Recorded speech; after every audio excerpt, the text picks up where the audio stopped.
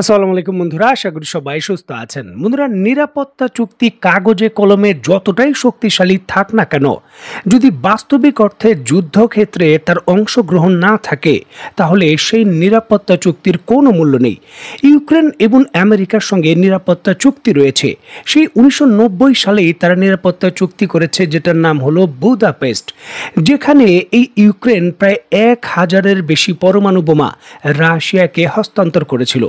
বিনিময়ে গ্যারান্টি দিয়েছিল যুক্তরাষ্ট্র ইউক্রেন কখনো আক্রান্ত হলে সরাসরি যুদ্ধ করবে। কিন্তু এখন কিন্তু তার ছিটে ফোটাও দেখা যাচ্ছে না, যদিও যুক্তরাষ্ট্র সহযোগিতা করছে। সুতরাং সামরিক ক্ষেত্রে কাগজে কলমে প্রতিশ্রুতির কোনো মূল্য নেই, বাস্তবিক যুদ্ধক্ষেত্রে অংশগ্রহণ করতে হবে। আর ঠিক এমন প্রশ্ন এসে দাঁড়িয়েছে এখন ইরানের ক্ষেত্রে। ইরানের সাথে বর্তমানে রাশিয়া এবং চীন দুইটি দেশেরই নিরাপত্তা চুক্তি রয়েছে। আর এই নিরাপত্তা চুক্তি যখন অ্যাক্টিভ, ঠিক এমতো অবস্থায় পশ্চিমা বিশ্ব, বিশেষ করে যুক্তরাষ্ট্র এবং ইসরায়েলের বিরুদ্ধে একটা বড় লড়াইয়ের দ্বার প্রান্তে হলো ইরান। এই সরাসরি যুদ্ধটা যদি মাত্র শুধু ইসরায়েলের বিরুদ্ধে থাকতো বা ইসরায়েল অংশগ্রহণ করত, তাহলে ইরানের সক্ষমতাই এনাফ ছিল।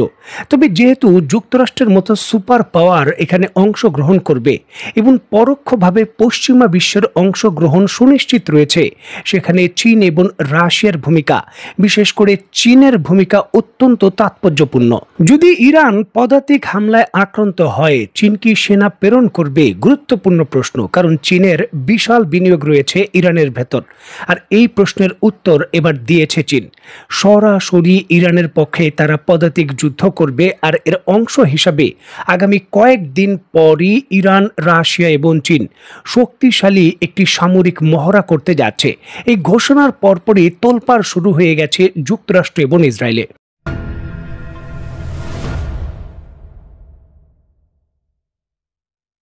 অত্যন্ত গুরুত্বপূর্ণ এই বিষয়টিকে কেন্দ্র করে স্ক্রিনে নিশ্চয়ই আপনারা দেখতে পাচ্ছেন, ইরানের বিখ্যাত সংবাদ মাধ্যম তেহরান টাইমস এবং ইরানের রাষ্ট্রায়ত্ত সংবাদ মাধ্যম প্রেস টিভি বা অন্যান্য সংবাদ মাধ্যমও নিশ্চিত করছে, বিখ্যাত যে সামরিক সংস্থা রয়েছে সাংহাই সহযোগী সংস্থা SCO, তার অধীনে দ্বিতীয়বারের মতো বিশাল এই সামরিক মহড়ার হোস্ট বা আয়োজক দেশ হতে চলেছে ইরান।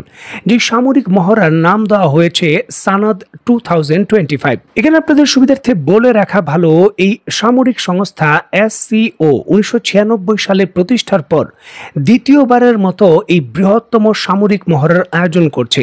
আর এটা আয়োজন করা হচ্ছে ইরানের ভেতর, যখন যুক্তরাষ্ট্র এবং ইসরায়েলের বিরুদ্ধে যুদ্ধ আসন্ন। আর এই জন্যই কিন্তু এটা এতটা তাৎপর্যপূর্ণ।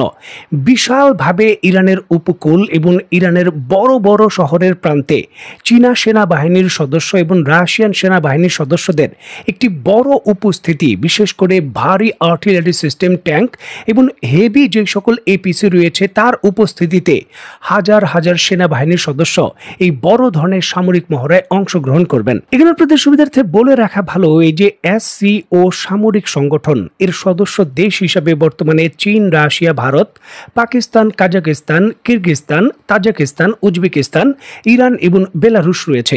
2023 সালে ইরান প্রাথমিকভাবে এই সামরিক সংগঠনের সদস্য পদ পায়, আর 2024 সালে পূর্ণাঙ্গ সদস্য পদ পেয়েছে। আর এর পরপরই কিন্তু এত বড় সামরিক মহড়ার আয়োজন করতে যাচ্ছে, যেখানে ভারত এবং পাকিস্তানের মতো চিরপ্রতিদ্বন্দ্বী দেশ অংশগ্রহণ করলেও তারা কোনো সামরিক সদস্য বা সামরিক সরঞ্জাম প্রেরণ করবে না। পর্যবেক্ষক দেশ হিসেবে তারা শুধু অংশগ্রহণ করবে। প্রাথমিক অবস্থায় এমনটা মনে হতে পারে, সামরিক মহড়া, হয়তো কয়েক হাজার সৈন্য আসবে, ট্যাঙ্ক আসবে, তারা কিছু এক্সারসাইজ করবে, কাহিনী শেষ। তবে বিষয়টা একেবারে ভিন্ন। যুদ্ধ পরিস্থিতিতে সামরিক মহড়ার মাধ্যমেই এক দেশ আরেক দেশে সৈন্য পাঠায় এবং বিভিন্ন ধরনের ঘাঁটিতে অবস্থান করে। যুদ্ধকালীন পরিস্থিতিতে কোনো একটি দেশের সামরিক মহড়ায় তার মিত্র দেশ যদি বড় ভিত্তিতে শক্তি প্রেরণ করে, এটা হলো একটা বার্তার মতো যে এই দেশের পক্ষে আমি পদাতিক লড়াইয়ে অংশগ্রহণ করব, আমি প্রস্তুত আছি। উদাহরণ হিসেবে আমরা রাশিয়ার কথা ধরতে পারি। ইউক্রেনের যুদ্ধের পর রাশিয়া 6টি বড় ধরনের সামরিক মহড়া আয়োজন করেছিল এবং বহুভাবে চেষ্টা করেছে চীন এবং ভারতের সামরিক সদস্যদের বড় ভিত্তিতে উপস্থিতি নিশ্চিত করতে রাশিয়ার ভেতর। তবে চীন এবং ভারত কোনো ধরনের বড় প্রেক্ষিতে সামরিক মহড়ায় অংশগ্রহণ করেনি। তারা পর্যবেক্ষণ প্রেরণ করেছে, তবে বড় ভিত্তিতে তারা সেখানে সামরিক উপস্থিতি নিশ্চিত করেনি। মানে বার্তা ছিল যে ভারত এবং চীন সরাসরি এই রাশিয়ার পক্ষে পদাতিক যুদ্ধ করবে না। পরবর্তী সময় বেলারুশের ভেতর যখন আয়োজন করা হয় একই মহড়া, তখন চীন এবং ভারত কিন্তু সৈন্য প্রেরণ করেছিল। তখন বেলারুশ কিন্তু যুদ্ধকালীন কোনো দেশের অন্তর্ভুক্ত নয়। এখন রাশিয়া যেই সামরিক মহড়াগুলো আয়োজন করেছিল সেখানে প্রায় 40,000 সেনা পাঠিয়েছিল বেলারুশ। মানে বেলারুশ পরিষ্কারভাবে ইঙ্গিত দিয়েছিল, আমি রাশিয়ার পক্ষে পদাতিক যুদ্ধ করতে প্রস্তুত রয়েছি।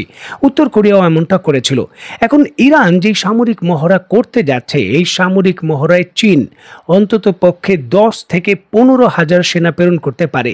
যেই সামরিক মহড়ায় অংশগ্রহণের পর চীনা এই সামরিক সদস্যরা এই ইরানের ভেতর তাদের যে সকল বিনিয়োগ রয়েছে, গ্যাস ক্ষেত্র রয়েছে, তার নিরাপত্তার জন্য ডিপ্লয় হতে পারেন। আর এটা আমি বলছি না, যুক্তরাষ্ট্র এবং ইসরায়েল এটা আশঙ্কা করছে। কারণ চুক্তি অনুযায়ী চীন এটা করতেই পারে। নিরাপত্তা চুক্তিতে পরিষ্কারভাবে উল্লেখ রয়েছে। দেখুন, সামরিক বিশেষজ্ঞরা এক বাক্যে স্বীকার করেছেন যে এই এসসিওর মতো বড় সামরিক সংগঠনের এত বড় সামরিক মহড়া এমন একটি যুদ্ধকালীন পরিস্থিতিতে ইরানের আয়োজন করা কূটনীতিক এবং সামরিকভাবে একটা বড় অর্জন। ইরান দেখিয়ে দিল যে আমরা একা নই, আমাদের পক্ষে দাঁড়ানোর মতো বড় কয়েকটি সুপার পাওয়ার রয়েছে এবং তারা যে কোনো মুহূর্তে যে কোনো সিচুয়েশন মোকাবেলার জন্য আমাদের সমর্থন অব্যাহত রাখবে। বিশেষ করে চীনের অবস্থান এই সামরিক মহড়া থেকে আরও পরিষ্কার হচ্ছে।